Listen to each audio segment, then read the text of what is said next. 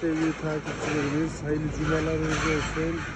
Mangal, barbekü sevenler için farklı seçeneklerimiz mevcut. Paslanmaz mangallarımız, büyük boylarımız, dar modellerimiz, bacalı sistemlerimiz, standart mangal seçeneklerimiz, büyük boy semaver çeşitlerimiz, kamp soba çeşitlerimiz, kamplarda, çadırlarda kullanabileceğiniz mini boy soba çeşitlerimiz, kuzineli soba çeşitlerimiz, kovalı, kovasız, döküm tuğlalı ve birçok şömine ve soba için doğru adres diyoruz.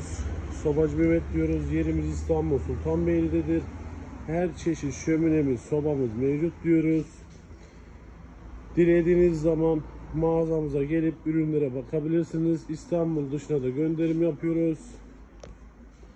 Sobacı Mehmet diyoruz. Her çeşit şöminemiz mevcuttur. Sobamız mevcuttur.